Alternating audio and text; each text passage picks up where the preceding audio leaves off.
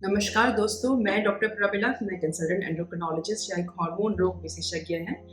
आज मैं लेकर आई हूँ एक टॉपिक, एक समस्या, थायराइड की प्रॉब्लम। बहुत सारे लोग ओपीडी में आते हैं और बहुत सारी उनको एक मिथ्याएँ होती हैं। तो आज का जो टॉपिक रहेगा वो है थायराइड मिथ बस्टर्स, या बहुत सारी मिथ्याएँ या लोगों में कुछ धारणाएँ हैं, उसके रिगार्डिंग ही हम बात करने वाले हैं। तो सबसे पहली धारणा है, लोगों में अक्सर लोग कहते हैं कि थायराइड की बीमारी मुझे हो गई है, जो मोटापा होने वाला थायराइड है वो मुझे हो गया है, तो उसमें मुझे बहुत सारी सब्जियां जो होती है जैसे कि टमाटर, मूली, ये सब्जियां नहीं खानी है, गोभी नहीं खानी है। तो कुछ लोगों का ये एक सवाल हमेशा रहता है। तो उसके बारे में मैं कहना चाहूँगी कि ऐसा नहीं है बिल्कुल भी। आप जो ये सारी सब्जियां होती हैं, ग्रीन लीफी वेजिटेबल्स होती हैं, काफ़ी हेल्दी होती हैं और आपके लिए लाभदायक होती हैं। जिस क्वांटिटी में, जिस मात्रा में हम इसका सेवन कर रहे होते हैं, तो वो काफ़ी हेल्दी है। कुछ लोगों में जो एक गोइट्रोजन होता है कुछ वेजिटेबल्स में, वो उसके लिए गोइटर या थायराइड की स्वेलिंग जिनको है उसके लिए कहा जाता है, पर वो बहुत ज़्यादा मात्रा में जब कंज्यूम करते हैं तो उनके लिए ये कहा जाता है, जो नॉर्थ इंडियंस हैं जितना लेवल पे उसे कंज्यूम करते हैं उनके लिए ऐसी कोई परेशानियां वो नहीं खड़ा करता है। दूसरी जो सवाल रहता है लोगों में कि थायराइड की प्रॉब्लम हो गई है तो क्या मुझे सोया वाले जो प्रोडक्ट हैं, सोयाबीन या सोया, वो सब खाने चाहिए कि नहीं? तो इसमें भी मेरा यही एक जवाब रहेगा कि जितनी हम क्वांटिटी में हम डेली सर्विंग लेते हैं, वो हेल्दी क्वांटिटी में लेते हैं तो वो हेल्दी ही माना जाता है। बहुत ज़्यादा क्वांटिटी में कंज्यूम नहीं करना चाहिए, पर थोड़ी बहुत क्वांटिटी में हम जो नॉर्मली हम लोग करते हैं तो उसमें ऐसा कोई भी नुकसान नहीं होता है। तीसरा, नमक के बारे में काफ़ी लोगों का सवाल रहता है कि क्या मुझे आयोडीन वाला नमक का सेवन करना चाहिए, या फिर बाजार में ऐसे बहुत सारी सेंधा नमक या फिर नॉन आयोडाइज्ड सॉल्ट नमक भी होते हैं जिसका सेवन करना लाभदायक रहेगा। तो आयोडाइज्ड जो सॉल्ट है उसका ही सेवन आप लोगों को करना चाहिए। नॉन आयोडाइज्ड सॉल्ट या सेंधा नमक या और भी कई प्रकार के मार्केट में नॉन आयोडाइज्ड सॉल्ट के टाइप्स आ गए हैं, उनका सेवन ना करें। काफ़ी कॉस्टली तो है ही और उसका कुछ अलग से कोई एडिशनल बेनिफिट नहीं है।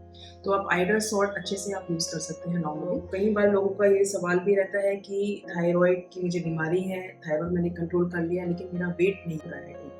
तो इसके लिए मैं यही कहना चाहूँगी सब लोगों को कि थायराइड एक कारण है वज़न बढ़ाने का, एक बहुत सारे कारणों में से एक कारण है जिसकी वजह से कई बार थायराइड की वजह से लोगों को वेट गेन हो जाता है, वज़न बढ़ जाता है। पर ये इकलौता कारण नहीं है। बहुत सारी और प्रॉब्लम्स होती हैं, आपकी लाइफ़स्टाइल में कुछ कमियाँ हो सकती हैं, फिज़िकल एक्टिविटी, आपकी डाइट में और भी कुछ और प्रॉब्लम हो सकती है जिसकी वजह से आपका वेट नहीं कम हो पा रहा हो। तो आप उसके लिए, या फिर कई बार महिलाओं को साथ में पीसीओडी की प्रॉब्लम हो जाती है जिसमें काफ़ी मुश्किल हो जाता है वेट लूज़ करना।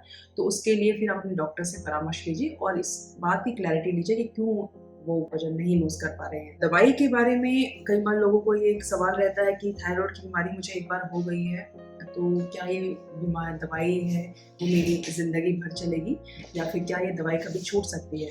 तो बहुत सारे ऐसे फैक्टर्स हैं जो ये निर्धारित करते हैं या डिसाइड करते हैं कि क्या आपकी थायराइड की बीमारियाँ लाइफ लॉन्ग चलेगी कि क्या ये कभी किसी समय पर, किसी पॉइंट ऑफ टाइम पर, या हम उसे छोड़ सकते हैं। तो अगर थायराइड का होने का एक बहुत प्रमुख कारण होता है ऑटोइम्यूनिटी।